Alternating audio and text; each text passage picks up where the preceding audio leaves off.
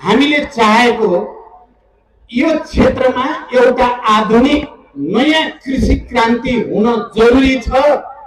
म तपाईहरुको अगाडि प्रतिबद्धता व्यक्त गर्न चाहन्छु। हाम्रो एकताको उद्देश्य यस क्षेत्रमा सिंचाइको व्यवस्था सुदृढ गर्ने अनि मल बिउको उचित व्यवस्थापन गर्ने, उत्पादन र उत्पादकत्व वृद्धि गर्ने, कृषिमा आधारित उद्योगहरूलाई अझ प्रवर्धन गर्ने र नेपाली युवाहरूलाई, मधेसका युवाहरूलाई रोजगारी ग्यारेन्टी गर्ने उद्देश्य पनि हाम्रो एकता भित्र अन्तर्निहित छ।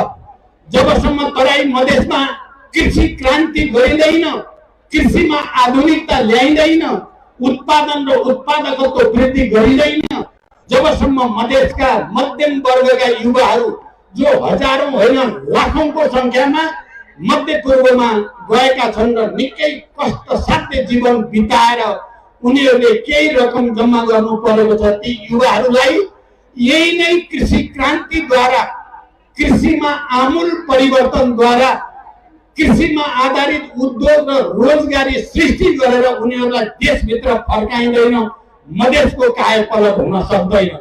आदरणीय जनसमुदाय, त्यसै गरी हामी फास्ट ट्र्याक अगाडि बढ्दैछ, तपाईहरुले देखिराख्नु भएको छ। मैले दोस्रो पटक प्रधानमन्त्री हुँदा फास्ट ट्र्याकलाई छिटो भन्दा छिटो नेपालीहरूले बनाउनु पर्छ भनेर मैले पहल लिएको यहाँहरूलाई पक्कै थाहा छ।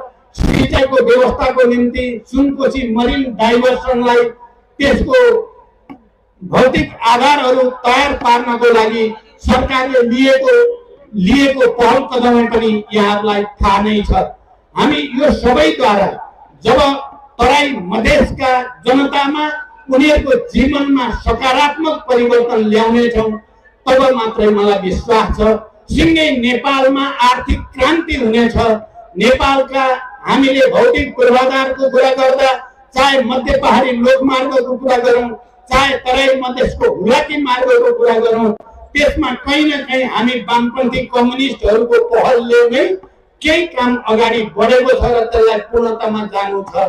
आदरणीय जनसमुदाय, अहिले जनकपुरबाट तपाईहरुले जे सन्देश दिनुभएको छ यो निकै शक्तिशाली सन्देश छ।